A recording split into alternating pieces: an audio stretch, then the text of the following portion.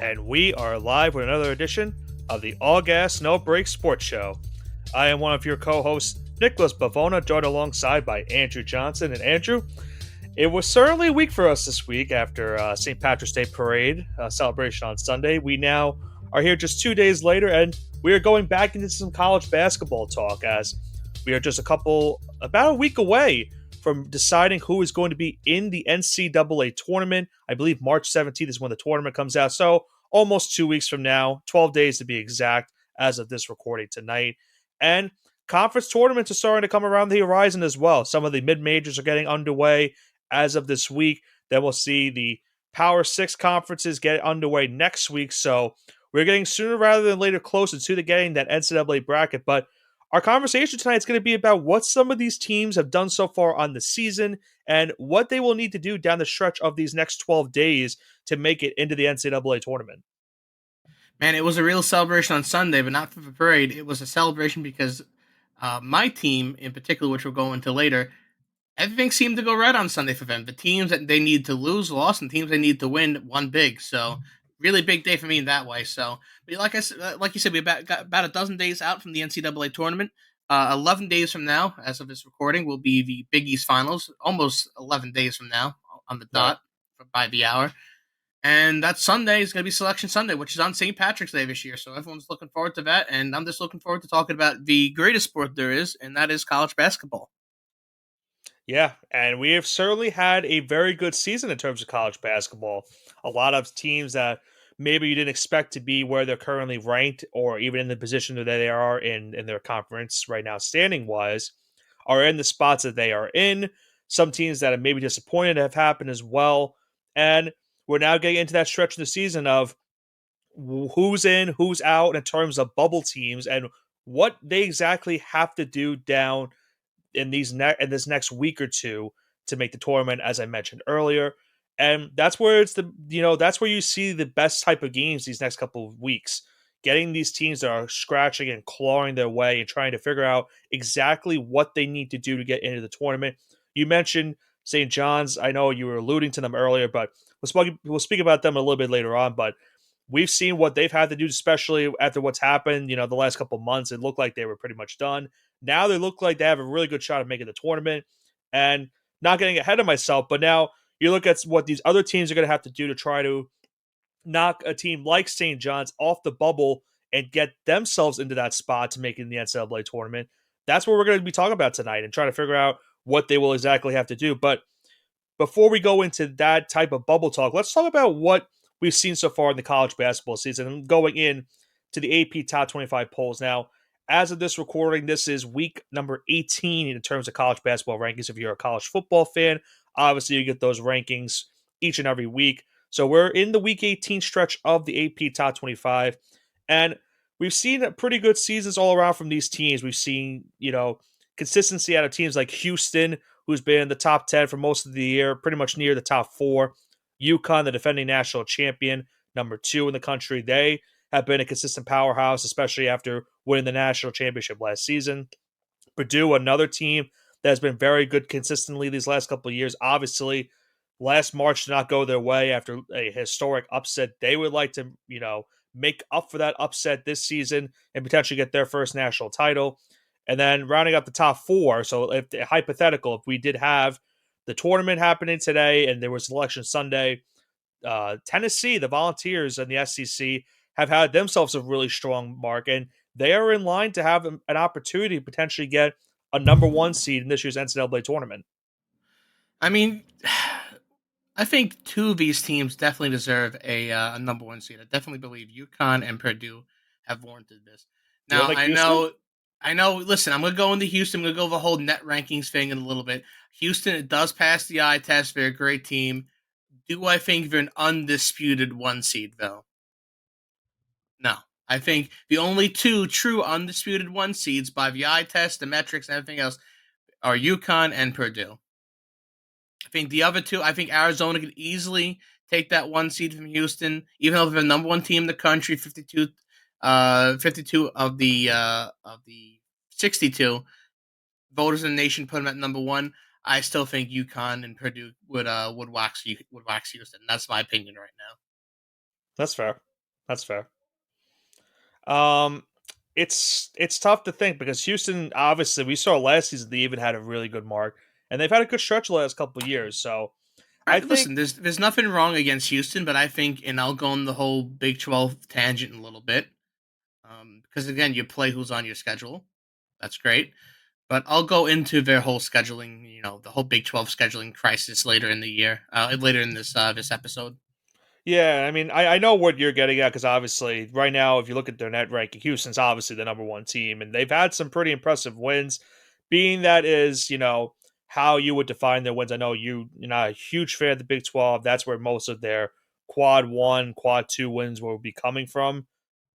But being that as it may, Houston's done their job and they have beaten who they beat in front of them. As you mentioned, you beat who you got scheduled with, and that's what Houston's done. Now, are they the best team in the country? I'm not the one to say that. I think I would tend I to would think it would definitely be. say yes, they are not the best team. I will. I I will would. go on that limb. I would go to think that it would be UConn right now. I think it's not even a Big East bias for me either. It's more of when you look at these teams and what you're trying to figure out, like getting these top tier national championship contenders. You're obviously getting the first off the defending national champion, but you have a lot of NBA ready talent on this UConn team, which is what makes you kind of ahead of most of these other teams in the conference. Not to say that Houston doesn't have that talent per se, but UConn just seems to have the talent that right now that if you put them on an NBA roster would make any NBA team right now playoff ready and would really be a reliable source to help your team win a championship in the National Basketball Association. So for college basketball, a team like UConn, you have all these playmakers. Stephon Castle, you have Donovan Clingan, you have as well. Just two guys to name right there alone are why UConn are in the spot that they are in.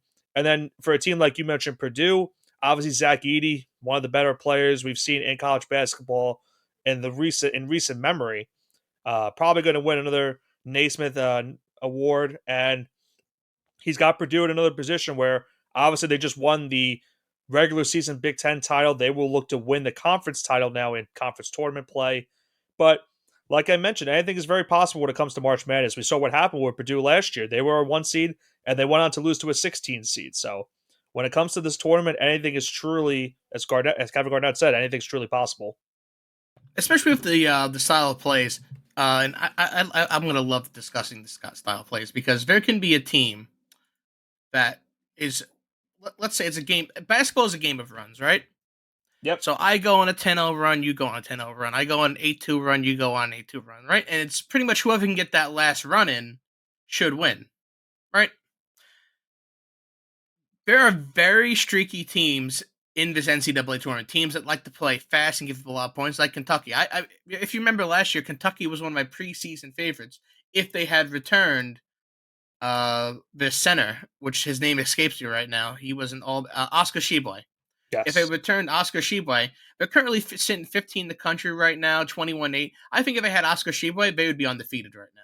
I don't think that's really a stretch of the imagination, especially when you take a look who they've played, because their defense has greatly suffered. He was able to just run up and down the court too. He was athletic enough to defend. Really, No, the perfect type yeah. of center for that team. So I think if they had Oscar this year, they'd be looking at Kentucky's top four ranking right now. Kentucky's defense has certainly been a cause for concern for the NCAA tournament Yeah, and, because and this is what I want to go into even in their because last game against Arkansas, they gave up 100 points and they still barely came out with the win. and But this is yeah, going into this is going to go into so Kentucky's probably looking at a 4 or 5 seed right now.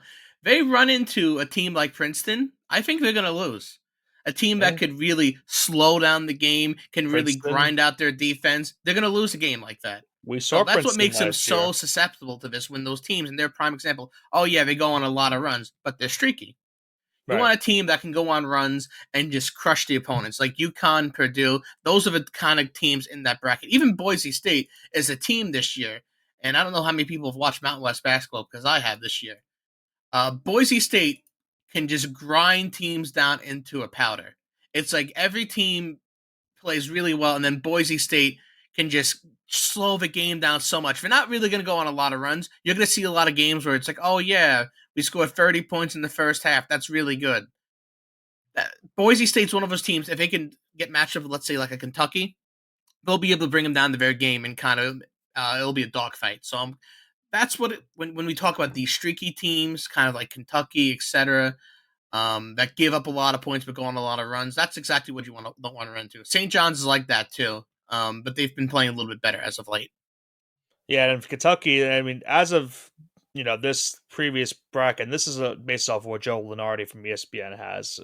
Kentucky would be a 4 seed. They would play Appalachian State, who is an automatic qualifier. They would obviously have to win their conference tournament to get in, but um, that would not be an easy test for certain. And then they would have to face a tough matchup in the second round, which I don't know if I'm going to go fully into that just yet, but that would still make a tough run for Kentucky to say the least. But going back to the top 25 as it is now, you look at potential 2 seeds that could maybe jump into that 1 seed scenario. As you mentioned earlier, Arizona is in that conversation. Iowa State has picked it up as of late. They are in that conversation as well. North Carolina, we've seen as well the last couple of seasons. They were in a national championship game not just too long ago. They're the seventh ranked team in the country. They have made some good strides the last couple of weeks. And then rounding out that top 8 is Marquette of the Big East. So Marquette is also, they've been kind of on and off as of late. Tyler Kolek, obviously, their star player, has not been playing the last couple of games, and that's really hurt them their last few, especially their last game against Creighton. He won't be there for the next game against UConn tomorrow night. So that could hurt Marquette's chances of potentially getting a number 2 seed at the end of the run. But they're another team where it could be very, very hot or, cold for them because they tend to go on those stretches where they look like a team to be reckoned with, a team that's going to make some noise. But if things were to fall and not go their way, that could be one of those teams where they might get one win in the tournament and then they get knocked down in the second round. And Marquette is a team that's interesting because they've kind of battled injury throughout the year. This is a team that got absolutely waxed by Wisconsin earlier in the year, I think in November. But I'm always, and the committee believes this too, it's how you finish the season, right? It's not how you start the season, it's how you finish the season. Right. And they have some really good wins against Kansas, Illinois, out of conference. I think they beat Texas as well. I think they absolutely destroyed Texas, I will which was tell the you in a second. I have their net ranking. They are 14 right now in the net.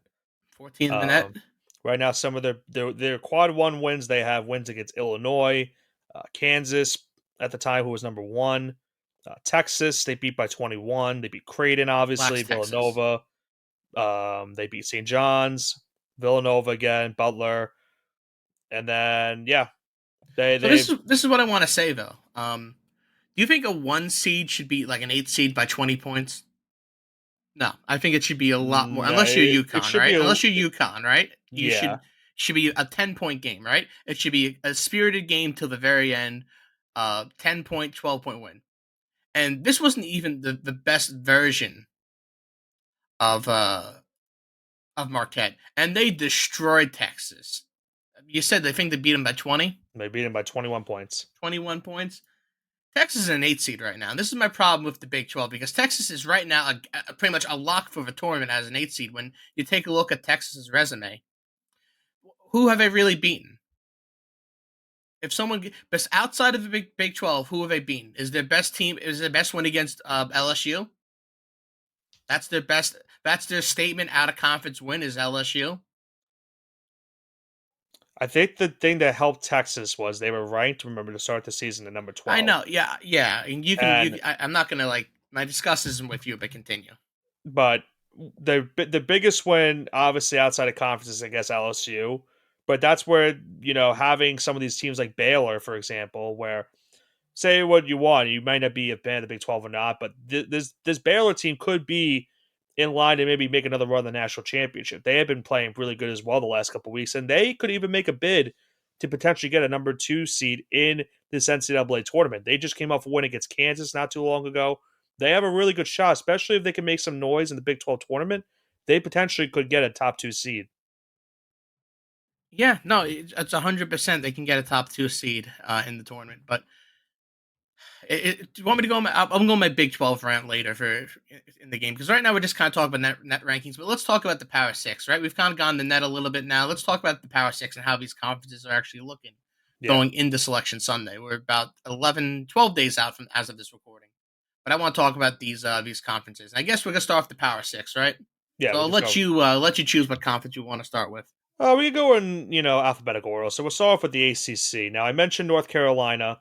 Right now, they have a half game lead for the top spot in the standings of the ACC, but they do have a matchup looming with Duke coming up, and that's going to decide a lot of things. Not only could that decide the top seed in the ACC tournament this year, but that very well could decide who gets a top two seed in the NCAA tournament. Now, you never know what happens in the conference tournament. Obviously, things can go haywire for either one of those two teams, but those two teams have a chance to make a top two seed in the tournament. North Carolina is the seventh ranked team in the country. Duke's number nine. They are both locks for the tournament no matter what. I would say Clemson's After a lock too. I would say I I would. don't I don't think so. I know the resume gets a little funky, but again, I think this is more so that Now the ACC is a victim to itself because of its net rankings, and the Big 12 are net merchants. now if you tell me that here's the problem with so what's Clemson's biggest win? Would that be Alabama? Not out of Definitely Alabama. conference? Yeah, Alabama's top 10 in the net. They're definitely the team to beat. Yeah, they have wins against Alabama. I think they have a win against North Carolina. Not even at home, away. So if you're telling me you're going to beat two potential top 10 overall seeds in the tournament, and you have five quad one wins, you're a lock for the tournament. I don't care what anyone says about Clemson. I put them in as maybe a 5 or 6 seed right now.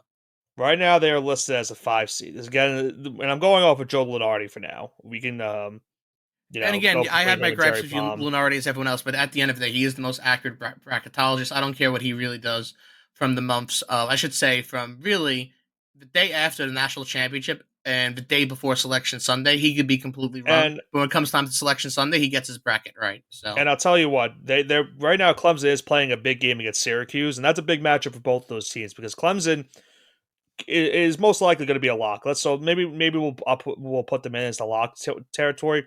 Syracuse is one of those teams that are on the bubble right now. They're 11-8 in conference record. They're right now the 4th seed in the ACC if that season were to end today. But they have to do a lot of work to make the NCAA tournament, in my opinion, even despite the fact that they have a 20-win year. You look at some of their games, their best out of conference win, I think, is Oregon. From what I'm yeah, I looking mean, at, I can't say, listen, and I know you're a quasi Syracuse supporter, they're not making. unfortunately. They would need a run. They need divine intervention. They need to not only beat their game Now, against Clemson, they also need to go on a run in the ACC tournament. now the good thing for them is that it looks like the way that things are going, if they can hold on to a top 4 seed, they would get an automatic trip to the quarterfinals in the ACC. Right. So But that's huge. they need to get to the finals, I think. I think the best thing, and this is personally, I think the best thing for them is to not even be a top 4 seed because you want to get in. I think they need to play as like one of those top 5, top 6 teams in the tournament, and then you can get those wins in the tournament to move on.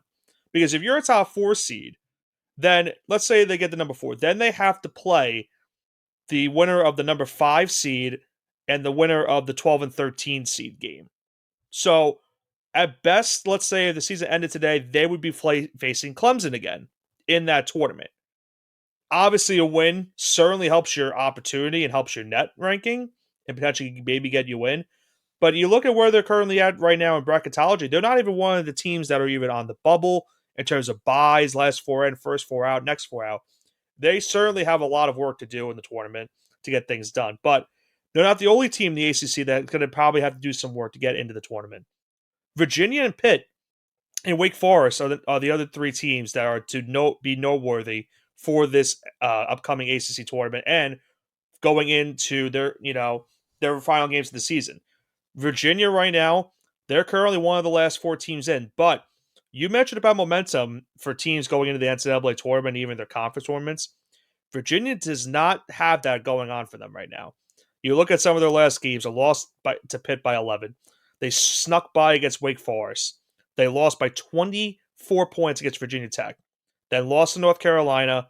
They beat Boston College barely, and then they got blown out by Duke. Their final games against Georgia Tech. They currently are the 3 seed in the ACC tournament, but they most likely will have to win a game or two in the ACC I'll, tournament I'll be real to with you, make the Nick. tournament itself. All these ACC teams you're mentioning, they have garbage resumes. And that could just because the ACC's net rankings are off. But I Wake think Forest has it's one good win against Duke, and then that's it. yeah. Who else And have they beaten? Wake Forest is another team that has And here's the certainly thing: fallen in the you last got to couple of talk weeks as about well. teams, and I'm mean talking like, oh yeah, they have a signature top 15, top 20 win. Because I'm not going to listen. Those who live in glass houses don't throw stones as a St. John's fan, but you can at least make the argument that St. John's has beaten 5 or 6 teams either in firmly in the field or they're on the bubble with Right. them. That's the difference here. Who has Wake Forest has beaten Duke, and then that's it. Valtech is not getting the tournament. I guess Florida will get in the tournament, so I guess that's a good win. Florida is a good win for them, yeah. Yeah, and that's about it. They beat Sorry, you have SSA. one. You have Wake Forest. You got one quad one win. Sorry, come again next year. Virginia again. They're another team. ACC. They beat Florida. They beat Clemson. 2 teams that are firmly in the tournament.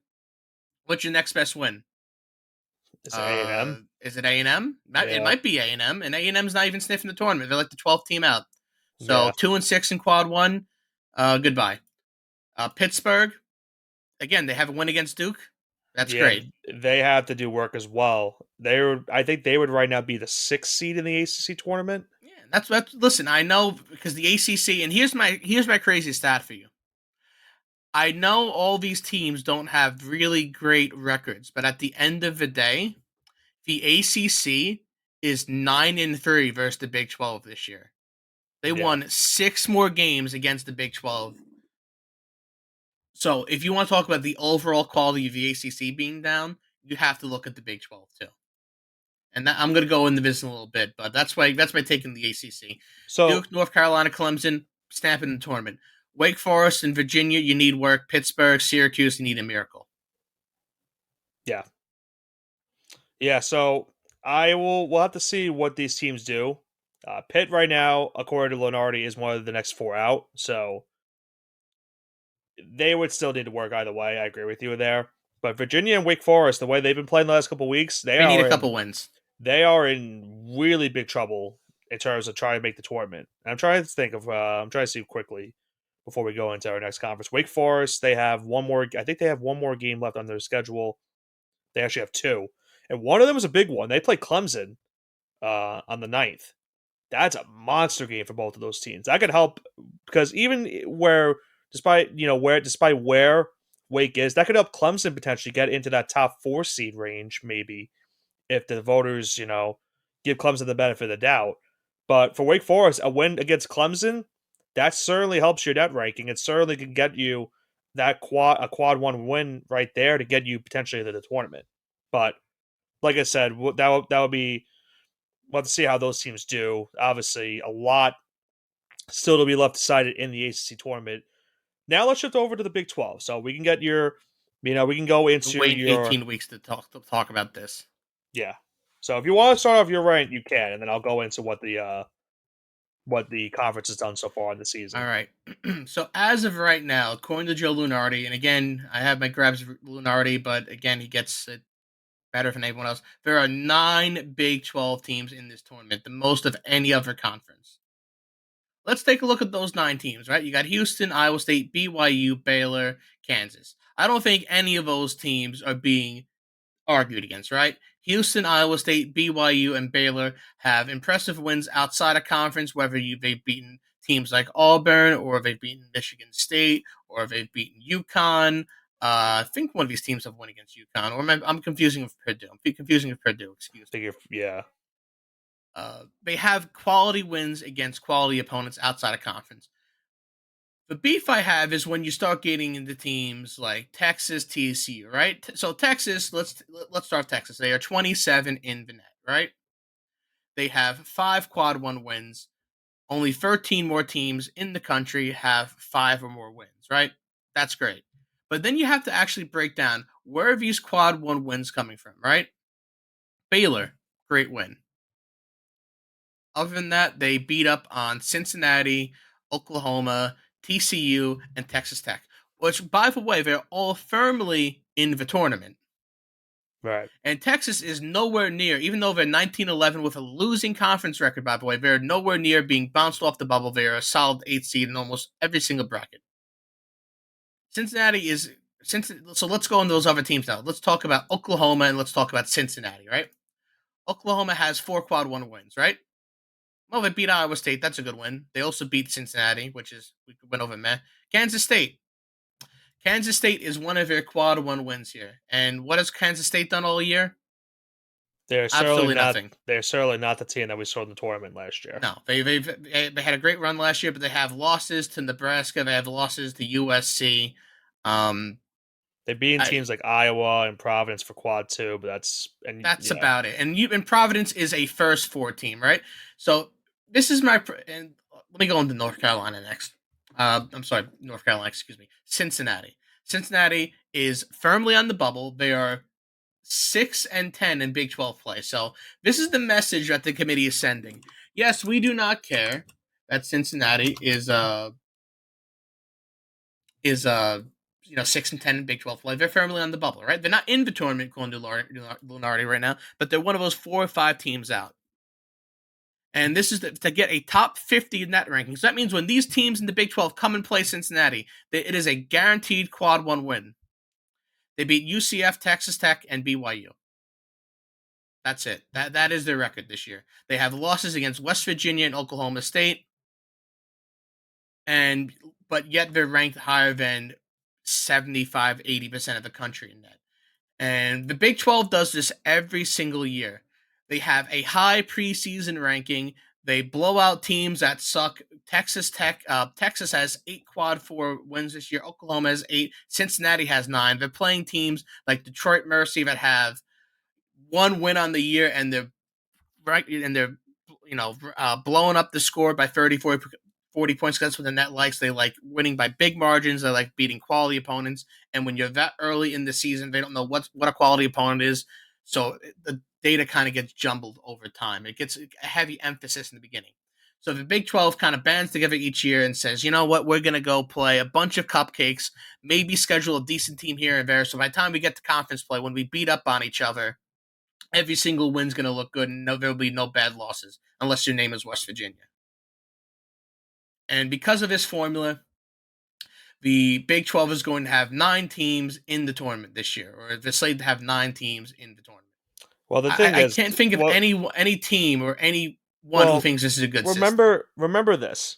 There's no way they're going to have that many because they still have Listen, I know because there's a lot to go. there's There's be the bid conference stealers, tournament still but coming up. Well, yeah, not even the bid stealer part about it. It's more of their conference tournament. You look at let's do a hypothetical of where their conference tournament looks like. So right now, obviously, Houston right now is the number 1 seed.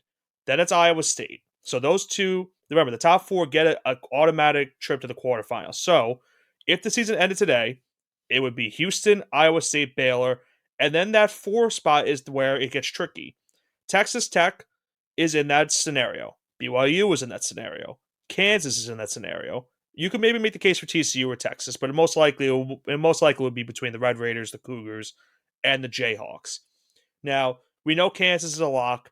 BYU has pretty much essentially played themselves into being a lock as well. And then you have to make the case for Texas Tech, TCU, and Texas and Oklahoma, trying to be the quote unquote lock in. I don't know if that's the case because if you look at the tournament, obviously, you got the first round, you get the 12 and the 13, the 11 and 14. So that would be, Cincinnati, one of those teams that you mentioned would be playing in the first 4. Then you have a team like Kansas State that right now is, I believe, the 11th seed. They would be playing in the first round. They would be playing. I'm sorry, no.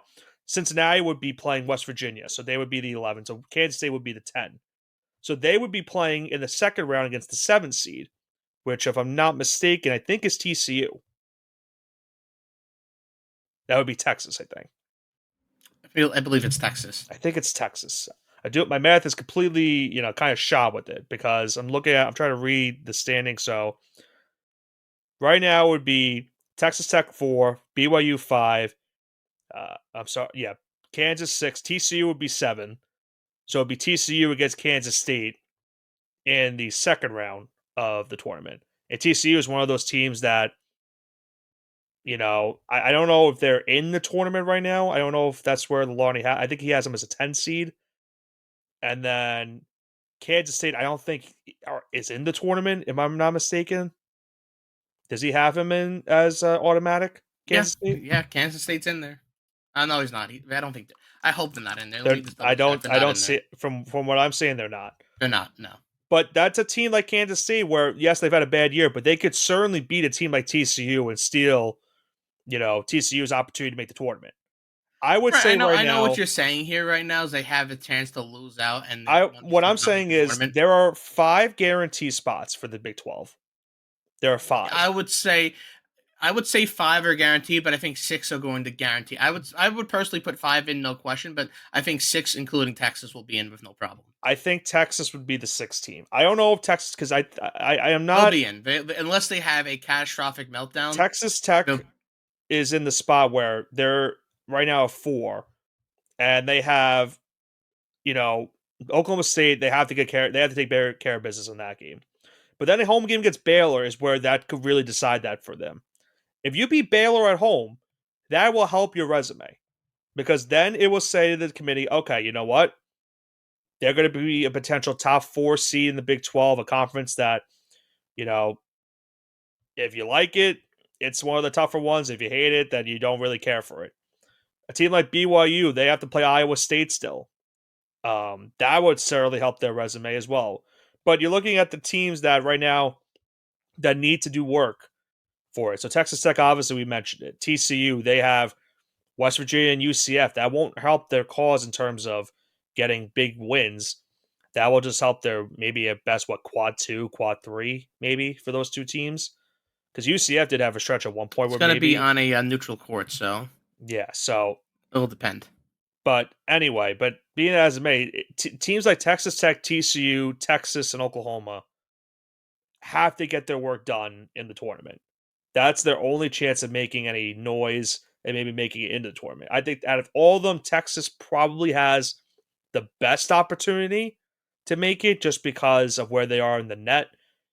I would say Texas Tech would be the next one after. So I would say at most I would say you're looking at it at least 5 teams for the Big 12 make it, and at the very most 7. That's what I would say. I know. I think maximum should be 6. That's where I would make the cutoff. I would like it to be 6, but I feel like It depending might on be what 9 happens, because I don't. I'm gonna be pretty ticked off when it is 9. It's not going to be 9. It will not be 9. I can guarantee you because there will be some of those bid stealers, but there will also be teams in different conferences that will be making their mark in their conference tournaments. And we'll go into the next conference and we'll get you in a little bit of a better mood. We'll talk about the Big East. Now, we're certain there are 3 guaranteed It's teams. supposed to put me in a good mood.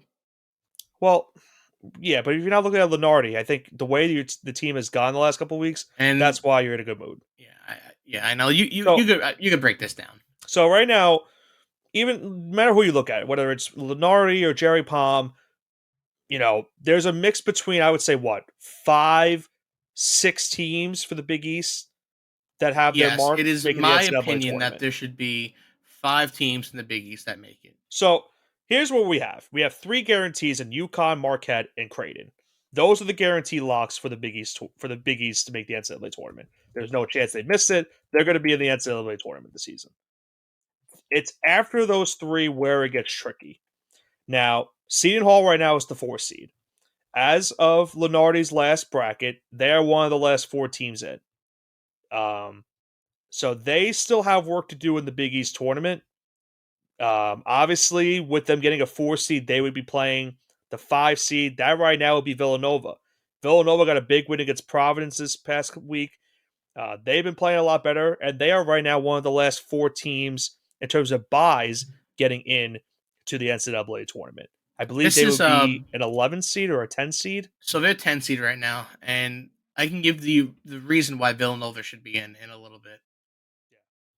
Yeah, I'll do a quick breakdown, then we can go into analysis for that. Providence right now is the sixth seed. They are another team that is on the bubble. Right now, they are one of the first four teams out of the tournament. They were in as of this past weekend, but then they lost to Villanova. That knocked them out of that spot.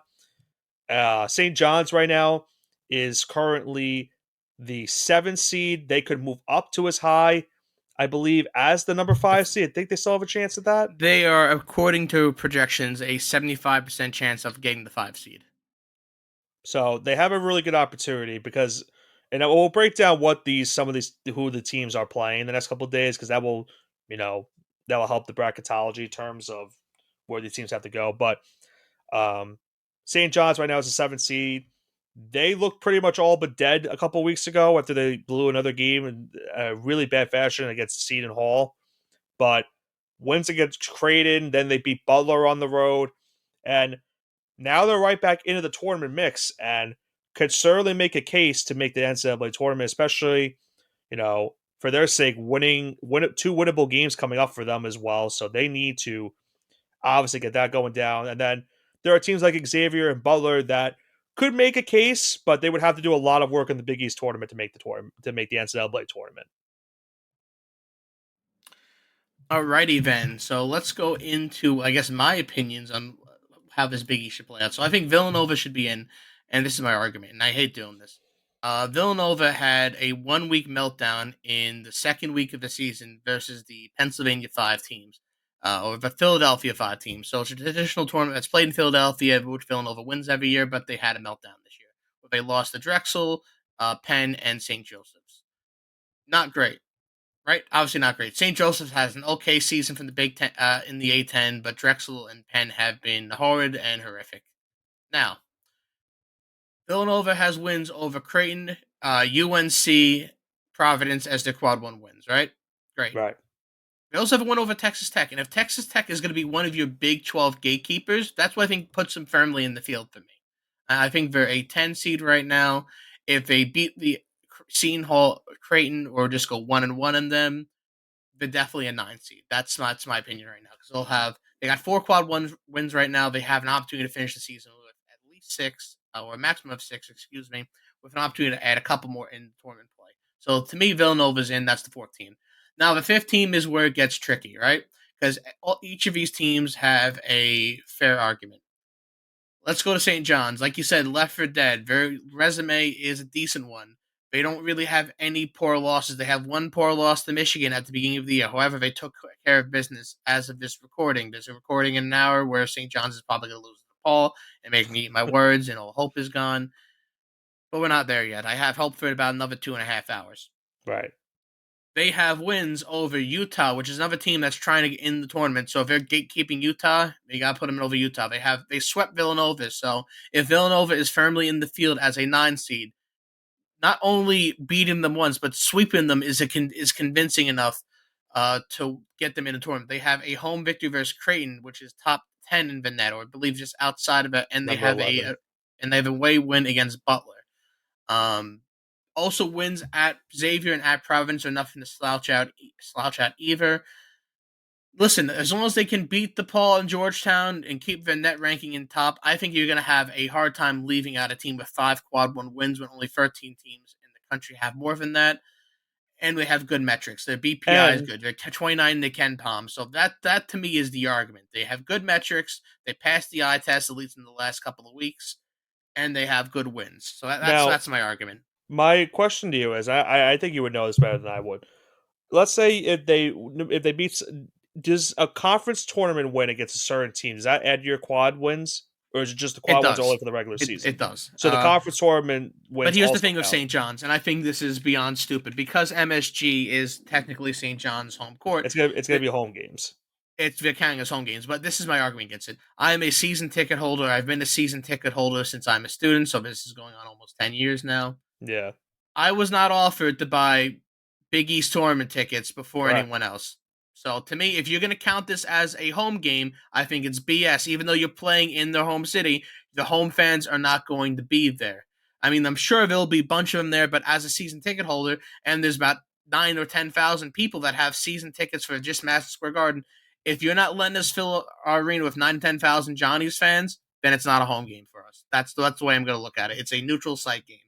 Now, Sure, if you want to say it's not a true neutral site, that's fine. But at the end of the day, if they're playing a double header or triple header like they usually do in the quarterfinals or in the first day, you're going to have 8 different fan bases there. So not a fair comparison.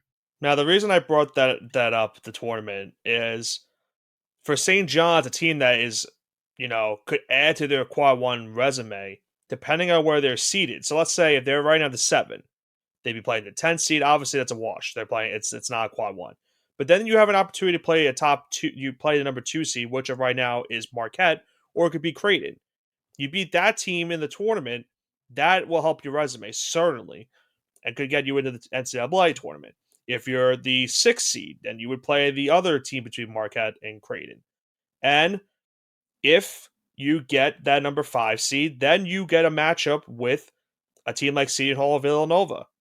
So, or I should say mostly Villanova. I should say Seton Hall because it does. I don't know if actually Villanova could still get the top 4 seed. So I think that's still the jury's still They out for still that. could. It's probably gonna be Seton Hall though. I think the projections say St. John's and Seton Hall is inevitable, It could kind of very like much well change. happen. So If I'm listen, St. John's, I want the 6th seed. I don't think they'll get the 6th seed, but I want the 6th seed. I want to play DePaul first round. I want to play Creighton in the second round. That's what I would want. I think that's the best case scenario for this team, even if they were to play Seton Hall. Because the problem with that game is that's essentially win and you're in the NCAA tournament game for those two teams. You lose and you most likely are done. Yeah, it's So tough. It's tough because St. John's gonna have a really strong showing against Creighton and lose by 1 and not really affect their net rankings, especially if they blow out a Georgetown or a DePaul in the first round. So I would say out of the Big East, it's gonna be Villanova. I think is a lock right now. I I would think say as long as they Nova, keep on playing Creighton, it, Marquette, and UConn Marquette, are UConn, locks. and then I would say the 5th team is gonna be decided by St. John's, Seton Hall, and maybe Providence. Providence because Providence still has a chance if listen. Providence beats UConn at home. Told enough a ball game. Yeah, it's a Last day different of the story. season, different story. So four But days now, I think if they beat UConn, they're locked for this tournament. keep in mind, Providence is playing Georgetown right now. If they lose to Georgetown, that might end their Oh season yeah, right if you there. listen, if any of these teams lose to Georgetown, DePaul, they're done, and St. John's included. You cannot lose to Georgetown, DePaul. They are that is a horrific way to end your season. So, Seton Hall still plays DePaul. We played DePaul in Georgetown. Providence plays DePaul. Nova's the only one I think escaping them. They have 2 quad 1 opportunities. So, Yeah, yep. and I think Butler is done as well. They just play Xavier, but Xavier and Butler are playing for the number 2 seed in the NIT. So Yeah. We'll go to the Big Ten now, and I would say this is another conference where it gets a little bit tricky now. I think in the Big Ten, I don't know what the hell I was saying there. The Big Ten, there's six teams right now, according to Joe Lenardi, that are in the tournament.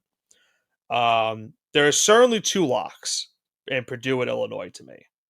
Nebraska, I think, has made a case that they could be most likely a lock. I think Northwestern has also made that case as well.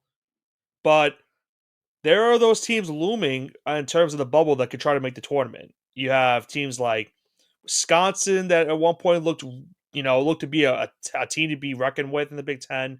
They have fallen off as of late. I mean, Iowa is also on the bubble, as well as teams like Minnesota, Michigan State, Indiana, and finally Ohio State, who's picked it up of late. yeah, I want to say one thing about Wisconsin. Wisconsin should be a lock in this tournament no matter what. Um, it's I think I'd have them as maybe not a Yeah, right five now it's seed, but six maybe a seed. 6 or 7. Yeah, they have 6 quad 1 wins. Not too many teams have more than that, and they're quality wins too. They've beaten Marquette. They've beaten Michigan State. Twice actually, they swept them. They have good quad 2 wins against Iowa, Nebraska, Northwestern. So if you have these other teams in the bubble teams, you're keeping them out as a gatekeeper. Hey, that's great. They have no bad losses, only good wins. They still have a chance to play Purdue and really add to that resume. Like you said, I think Purdue, Illinois, Michigan State, Wisconsin. Nebraska is where it gets kind of iffy. I Do you would think say Michigan around State is? Nebraska. Do I you think think Michigan Michigan State's a State's in. lock? Yeah, I think Michigan State's in. I don't. I don't agree with that. They have listen. They don't have bad losses and they have good wins. That's what it really boils down to. I know that it's not really pretty, but they still have 2 more quad 2 opportunities That's fair. against Northwestern Indiana. They beat Baylor on a neutral site, a neutral court. So if you're going to have the almighty Big 12 over here, and if you beat one of the kings of the Big 12 over there, That's great. Um, Ironically, they one of 5 losses Indiana State had this year is to Michigan State, and if they want to see a quasi maybe at large team, hey, you got to consider Michigan State before Indiana State. Then that's just how it's going to roll. Um, Michigan State I have in very like a 10 seed though, so I would say those teams are ones I have in, and then Iowa, Ohio. I don't have Ohio State in there. I don't either, I but think they're too far out. I think Ohio State could be the team that come tournament time could make some noise in the Big Oh, Ten. They they could definitely can, but they potentially also lost against Michigan at home, though. No, right, was that at home? There's a but then way. again, we also lost to Michigan, so Yeah, but losing to Michigan you in can't be November defined by and versus losing to Michigan in late January are two different things. right, but then you look at what they've done since that game, and that's like obviously they had a losing streak, and it looked like they were pretty much done. But then they beat teams like Purdue and Michigan State and Nebraska that have put them now kind of near, not right on the bubble exactly, but with another, with 2, maybe 3 wins in the Big Ten tournament, that could probably get them into the tournament. I mean, listen, they're 5-11 in quad one, quad two wins. Great story, but if you want to talk about combining quad one and quad two wins, which is really teams that are either in the tournament or if they're like kind of bubble teams, if that's the case, Villanova is 10-9. St. John's, I think, is 11-12, and they have all these Big East teams that are kind of 500, and then you have teams in the Big Ten that are like 5 or 6 teams below 500.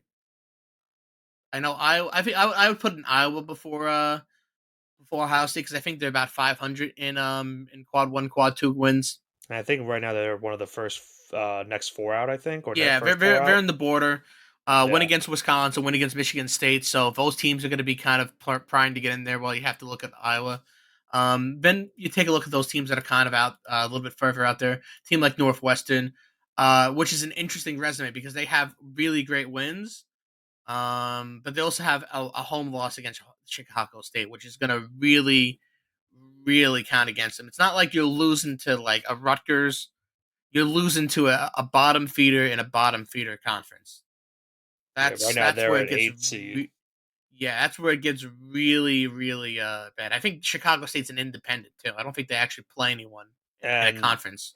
that would be one where, let's say in the Big Ten, if they, you look at how their conference tournament is aligned, I would think Northwestern's a 3 seed, so they would be automatically in the quarterfinal, Yeah. and So they would be Northwestern, waiting, by the way, you know, Chicago State has 9 Division 1 wins.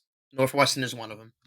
hmm, yeah, it's That's a stain. I mean, you could lose to Rutgers, you could lose to Michigan, you could lose to a Maryland, Minnesota. Sure, that's cool, but Chicago State, that's what really kind of puts me over the edge right there.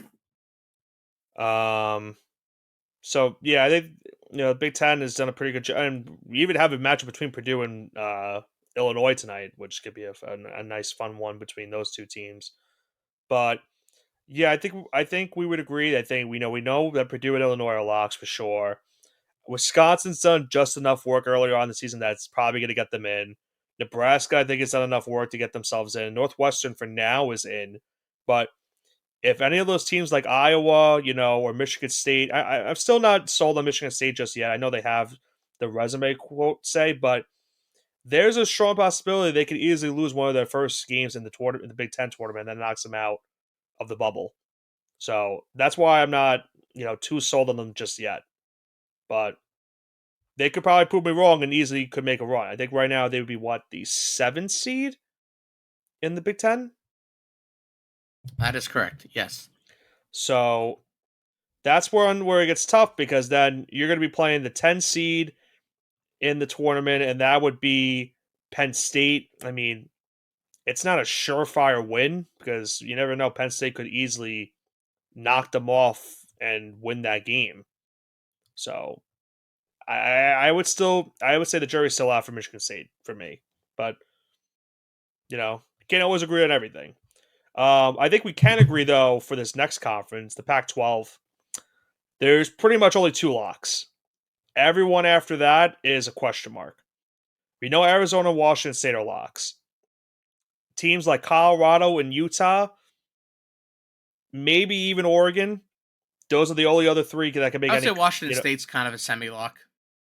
I would say I, they're. I, I I, would I say they're would I would certainly a put lock. Washington State is definitely a lock in there. They're a 5 seed right now in the tournament. Yeah, no, very lock. They got I to be didn't. in the I don't tournament. know if you heard Washington. Oh, you said Arizona and Wash. Washington State. Yeah, it's Arizona, Oh, Washington State. Yeah. excuse me. I thought you said Washington. I was No, about no, to no. lose it for a Washington. No, second. no, no, no.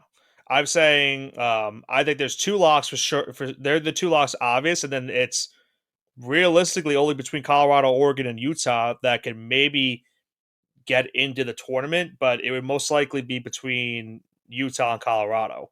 Here's my argument against both Oregon and Colorado. Colorado has one quad one win against Washington, and Washington is barely a 500 team. So goodbye. Um, that's pretty much our argument. They don't really have great metrics, and they only have one true quad one win, which is barely. It's a kind of a Their work fugazi is all quad done one in the win. quad too. Yeah, which listen, St. John's I think has six quad two wins, which is, and I got four. I got four more quad one wins, so Right. that's unacceptable. Oregon, kind of the same thing. They have 20-point loss against Syracuse and lost against Cal, Washington State, and UCLA to kind of add to their quad Oregon two is like woes. you know what's funny? I think Oregon's in the same spot that we talked about Syracuse earlier, where They need they're a going to lot of be work. they need a lot of work. It's despite the fact that they are Listen, currently the number 4 seed in their tournament. listen, they can get a whole quad one win against Colorado, a quad two against Utah, and then they can get two more quad one wins in the tournament, then sure, you could talk about a team that has five quad one wins and it's on a hot streak. Sure, that's then they're in, but they need God. Now when it comes to They need Utah, God. oh yeah, they need divine No, intervention. it's just how you said it. Yeah. Utah is strange because I know they have a home loss to Arizona State, but it's conference play, whatever. You look away from that. They have four quad one wins, right? And it's against good opponents. They beat St. Mary's, which we know is good, and they beat BYU, which we know is good. Wake Forest on a neutral, so if you're gonna consider Wake Forest in that bubble, you got to put Utah ahead of them. The head-to-head matchup, and they have better metrics. Got to put Utah in there, and then they beat out Colorado. So if you have Colorado in that conversation, you put Yeah, Utah in front of them. that's why when I looked at the bubble, I see why your frustration with Lenardi is because he has Wake Forest as one of the last 4 in, but then Utah obviously beats Wake Forest, and the team above them, St. John's, has beaten Utah.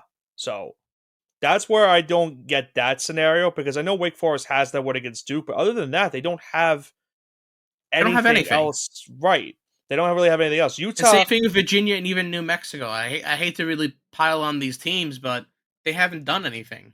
and I think for Utah, it's like they're gonna go into this their conference tournament. I think right now they're between 5 and 6 in the conference tournament. They could even fall further than that, possibly. I don't know where they'll finish, but right now they'd be locked into play in the first round, and they wouldn't be getting one of those top 4, first round buys where they get the second round. For Colorado, I mean, I think this is a weird conference where you have your two locks, but I feel like any of the other teams even like the teams like USC, like not even saying they're making the tournament, but they could be a team that could easily beat a team like Utah or Colorado or Oregon that are fighting for their bubble life, and then they knock them off the bubble because of that. I feel like the Pac-12 is in that scenario where any of these teams that are certainly not even in the mix for the NCAA tournament could easily make a run in this conference tournament and knock some of these bubble teams off, which would help teams like St. John's and all the other teams we mentioned earlier get into the tournament if they are able to get their work done. And I think all that left right now is the SEC, at least for And, out of Power Six conferences. and the SEC they've got a lot of teams right now making a lot of bids for the NCAA tournament. Right now, they have a projected 7. I think we both agree Tennessee, Bama, South Carolina, Kentucky, Auburn, and Florida would be locks. I think the Right, last team and is Mississippi State. I would love to see the Aggies in there. And I don't think we have to go. This isn't really anti SEC bias, but here's my convincing argument to put Texas A&M further in there, and I'll give you the good and the bad. They have five quad one wins, but and they're quality wins too. Some of them Iowa State, Kentucky, Tennessee. But the last two at home, Iowa State on neutral. great wins, right? Ohio State, SMU. Well, their team's kind of on the further side of the bubble. They're keeping them out. Then you take a look at their quad three wins, and they have losses against Arkansas, Vanderbilt, Ole Miss, and LSU. And thank God Vanderbilt was away. If not, that'd be a quad four loss. So the Aggies, I want to put them in there, but they need work. They They they need really need need to work. win 2 or They 3 need to win the games in the next. tournament. They need to win the next two games, and they need to win 2 games in the tournament. That's the way I would look at it. And you look at who they have left. They have Mississippi State, who is a team right now in the tournament as of the last bracket protection, and then Ole Miss, who is not in the tournament per se, but obviously you got to get your work done and beat that team. They have 20 wins of the season, Ole Miss. Yeah, Ole So Miss, they have quality wins too. They've beaten Auburn at home. They've beaten Tennessee at home. They have a neutral site win against Washington State, which is another team firmly in the tournament. So they have 3 wins against top 20 seeds, top 25 seeds overall, which is great. And the only I know they have a loss to Georgia Tech, but it's early in the season, whatever. And then the other they don't have any really bad losses outside of a home loss to Southern, and that's horrific. That's what's really kind of putting them on the bubble. So I think if they don't have that quad for a loss, this team is firmly in the tournament right now. right. So I would say there's 6 teams for a lock. Mississippi State, I think, is most likely going to get in. Um, they beat Washington State, they beat Tennessee, they beat Auburn. Obviously, most of those conference wins. Northwestern's a quad 2 win for them. Um, I don't know. I mean, they also lost to Southern U, which is a pretty bad quad 4 loss. But being that as in May, I think they get in by default. But they could be a team where if they lose their first game in the SEC tournament, that maybe can knock them out of the bubble and of the entire tournament itself. So I'm not entirely sure if they make it. I don't think it's a guarantee that they do make it. I think you guarantee right now 6 teams, and then they would have to, probably just get their work done. Win one game at least in the SEC tournament, and then you probably make the NCAA tournament. So All right, so I think that kind of wraps up our kind of Power Six review. I don't think we have much left other than to really talk about the bracketology, which we've been kind of talking about all night. yeah, I think it's really just come down to like what these teams have left. I mean, it really is looking at who's on the bubble right now in terms of these brackets that we're looking at, and we can look between Lenardi, Jerry Palm, and And I guess as you kind of get your thoughts of that, I just want to go over the Mountain West really quick because they're really a quasi. It's really Power Seven this year because they're gonna they have having San a good Diego State, yeah. Boise State, New Mexico, Colorado State, Utah State, all locks for the tournament. With Nevada kind of being that bubble team, New Mexico kind of being a bubble team. Uh, expect 4 to 6 from the Mountain West. I would definitely not put in Nevada or New Mexico. New Mexico has a loss against UNLV and Air Force at home. Goodbye. Quad for and quad for a loss. And Nevada, well, they have. I mean, it's Nevada. It's tough to keep Nevada out. Like as much as I want to keep them out, I think I have to because they have solid wins. They have 5 quad 1 wins, and that's what really. But you gotta say quad one. We've probably said quad one or quad two 50 times tonight, but that's all the Yeah, really you can the play a tournament drinking looks game out with it. nowadays. So, Yeah.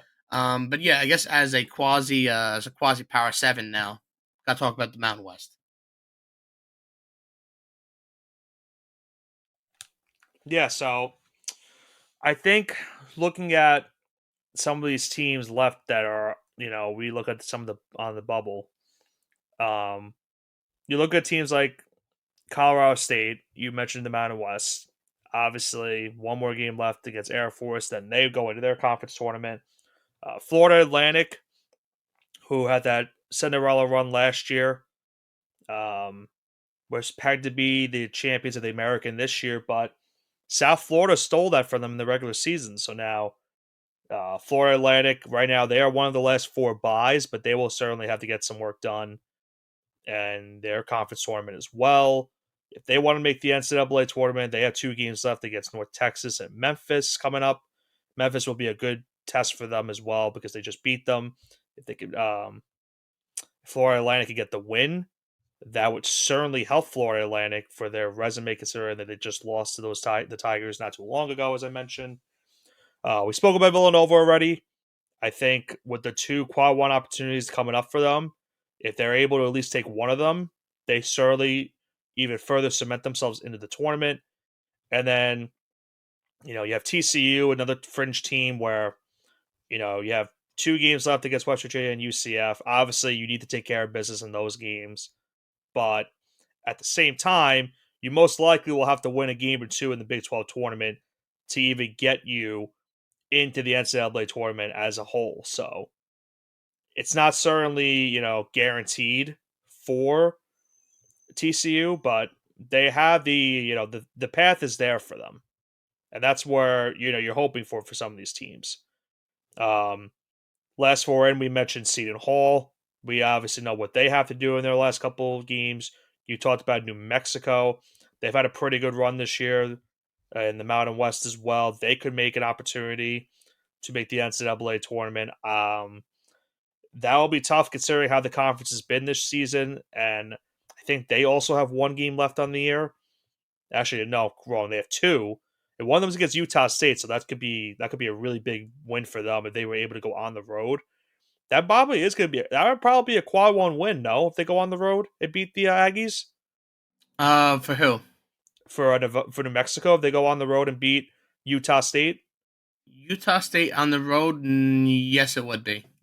So that could get Nevada into the tournament if they go on the road and win that game. So if we're talking about them being a fringe bubble team, that could certainly lock them into the tournament if they win that game on the road. Virginia, we talked about earlier.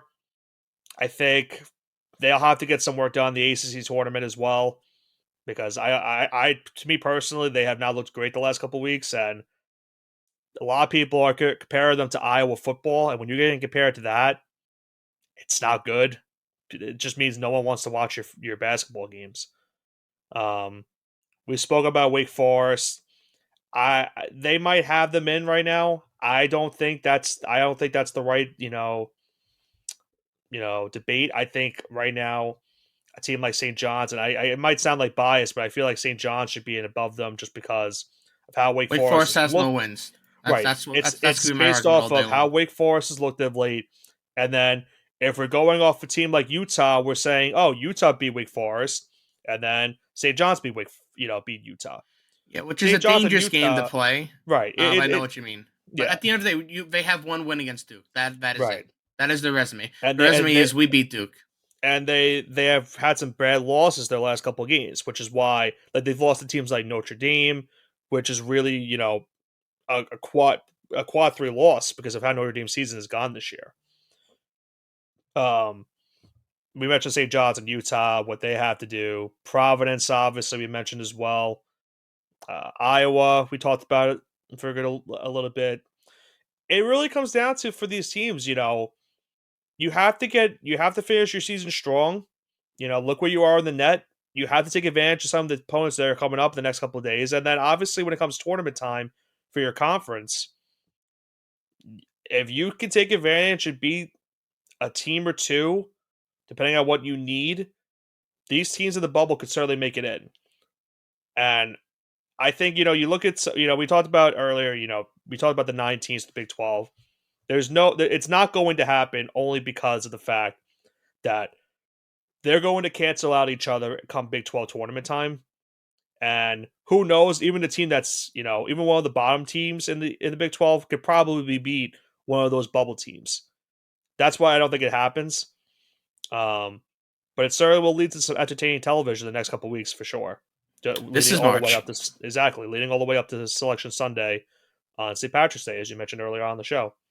But that pretty much wraps it up for me. Is there anything you have um, left here tonight before we wrap up tonight's show? St. John's, please don't make me eat my words. They Yeah. lose to DePaul tonight, they're done. If they lose to Georgetown, they're done. So just don't make me eat my words. Well, we have 40 minutes till tip off to see if that is the case for How at least great. for us, for our Johnnies, if they will keep their season going. They look like they were dead, as we mentioned earlier, but they Like Somehow Lazarus, they have risen from the dead. they are somehow still alive. I'm trying to get a quick score for you, Johnson, before we wrap up of the Providence game. I think it was 30-26 at the half.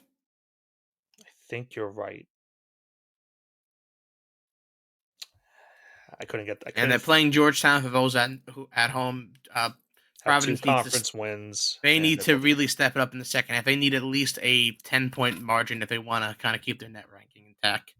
Yeah, yeah. Second half just started for that game, so I might watch that game for a little bit after we wrap this one up and see if Providence can hang on, because that will help St. John's at the end of the day. Because we need Providence's net to be high enough for the Johnnies if they want to make it to the NCAA tournament. But as you mentioned, they have to get work done against DePaul and Georgetown the next couple of days, and then see where they're ranked going into the Big East tournament, and hopefully they can make noise in that tournament so that they can secure that spot on Selection Sunday. So we've got a next, 11, 12 days. Going to be very interesting in the world of college basketball. But as you well pointed out earlier, this is March.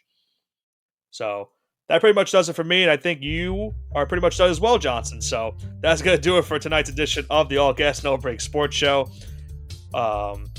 Conference tournaments are coming up for the mid-majors this week. We'll get to see a little bit of the Power 6 conferences as well get underway for their conference tournaments in just a couple of days. And it's all leading up to, as we mentioned, March 17th, St. Patrick's Day, Selection Sunday for college basketball. Who is going to the NCAA tournament? We'll have a preview of each conference tournament and what those teams will have to do in the conference tournament to make it into the NCAA tournament on Selection Sunday. So stay tuned for that. But for Nicholas Pavona and Andrew Johnson, this is the All Gas No Break Sports Show. Have a great rest of your week.